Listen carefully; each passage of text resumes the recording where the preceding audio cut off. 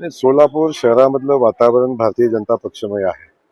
लोकांनी भारतीय जनता पक्षाला निवडून देण्याचं ठरवलेलं आहे. आणि आपण शहराचा जर कानोसा घेतला तर आपल्या लक्षात येईल की समोर ची पॅनल यांचं अस्तित्व अगदी नगण्य आपल्या समोर दिसतंय.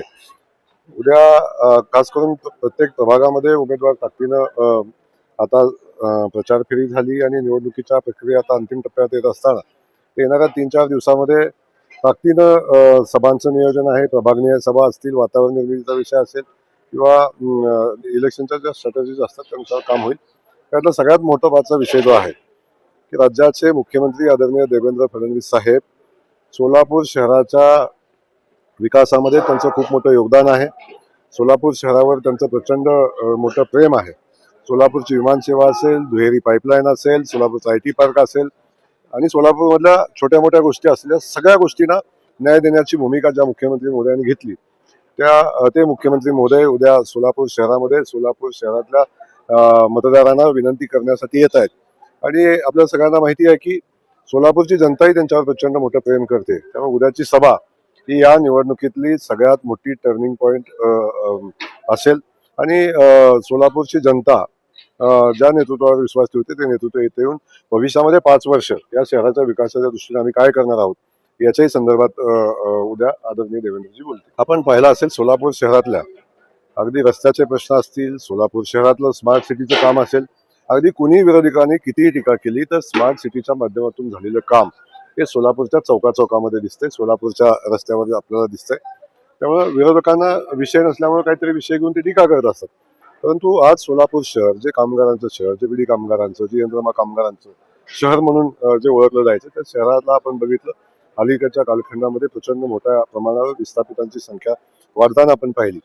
त्या शहराला पुन्हा गतवैभव प्राप्त करून देणं किंवा विकसित सोलापूर घडवणं या दृष्टीनं सोलापूर शहराच्या पायाभूत सुविधा खास करून विमानसेवा आपण बघितलं असेल की ज्या विमानसेवेच्या माध्यमातून सोलापूर शहराला जगाशी जोडण्याचं काम भारतीय जनता पक्षाच्या माध्यमातून मुख्यमंत्री महोदयांनी केलं हे आपण पाहतो. त्यासोबत सोलापूर शहरातल्या युवकांच्या हाताला काम मिळालं पाहिजे. जो उच्च शिक्षित युवक आहे तो आज सोलापूर शहर सोडून पुन्हा मुंबई आणि बेंगलोर ठिकाणी जाऊन काम करतोय. त्या युवकांना पुन्हा आपल्या शहरामध्ये आणण्यासाठी सोलापूर शहरामध्ये MIDC सोबत IT पार्कचा जो संकल्प सन्माननीय देवेंद्रजींनी केलेला आहे आणि त्याला जमीन बघितली, त्याला मान्यता दिली आणि भविष्यामध्ये एक बदललेलं सोलापूर आपल्या सगळ्यांना पाहायला मिळेल. आणि त्या सोलापूरची अपेक्षा सोलापूर शहरवासी करतात त्या पद्धतीचं शहर आपल्याला बघायला मिळेल. वातावरण निर्मिती करायची असते ज्या ठिकाणी अस्तित्व आहे त्या ठिकाणी अस्तित्वाचं शोधायला लागतं त्या ठिकाणी वातावरण निर्मितीचा विषय येत नाही. पण मी कोणाला कमी लेखणार नाही. शेवटी विरोधक असतात, जनता ठरवत असते. आणि त्या ठिकाणी आपण बघितलं असेल की अगदी एकतर्फी लढत आहे. अगदी एखाद्या दुसऱ्या प्रभागामध्ये कुठंतरी चुटूपुटूची लढाई होताना दिसते आपल्याला, तर एकतर्फी लढाई आहे. त्यामुळं कोण कधी आलं त्याचा काही फरक पडत नाही. सोलापूर शहराच्या लाडक्या बहिणींचा देवाभाव उद्या येतोय. सोलापूर शहरातल्या महाराष्ट्रातल्या सगळ्या लाडक्या बहिणी आपल्या भावाला आशीर्वाद देतात. ते आशीर्वाद मागण्यासाठी उद्या देवाभाव येत आहेत आणि सोलापूर शहरातल्या जनतेच्या लाडक्या बहिणीचे आशीर्वाद घेऊन जातील आणि 16 तारखेला त्याचं प्रत्यंतर येईल. काँग्रेसने जाहीरनामा तयार केलेला आहे, महाविकास आघाडीचा जाहीरनामा आलेला आहे. त्यांनी परत एकदा आश्वासन पाण्यात असेल आणि 10 वर्ष कुठेतरी सोलापूर मागे गेले अशी टीका खासदार प्रणिती शिंदेंनी केली. काँग्रेसला जाहीरनाम्यामध्ये सगळ्यात पहिली लाईन घालण्याची आवश्यकता होती. खास करून प्रणितीताईंना आवश्यकता होती की मी शहरामध्ये येईन, शहरातल्यामध्ये उपस्थिती माझी दिसेल, मी लोकांना भेटेन, हे आश्वासन पहिलं देण्याची आवश्यकता आहे. बाकी आश्वासनं जर शहरात आला तर पूर्ण कराल, सत्तेत आला तर पूर्ण कराल.